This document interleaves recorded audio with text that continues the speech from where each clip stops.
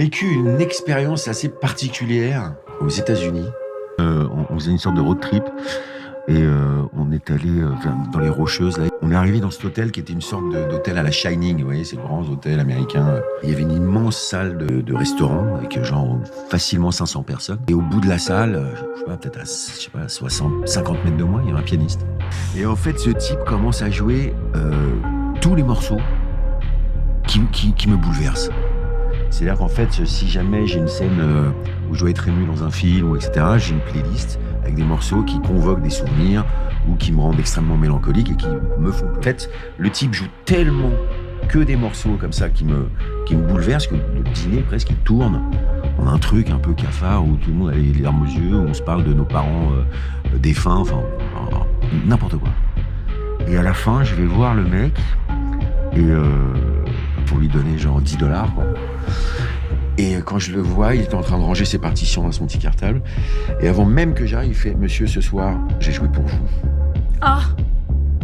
Et il me regarde comme ça dans les yeux. Et il part. Et tu t'es mis à pleurer?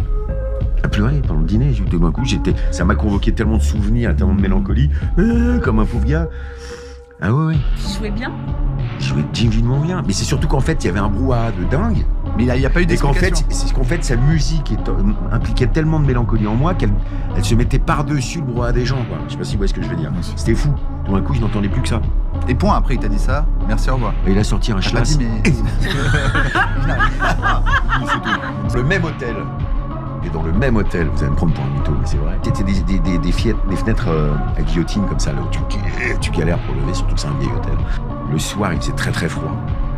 Donc avant d'aller dîner à ce fameux piano machin, je ferme la fenêtre de la guillotine, je galère, ok, parce qu'elle était ouverte et qu'il faisait froid dans la chambre, je referme, d'accord, on va dîner, on se couche, la fenêtre était fermée, Non.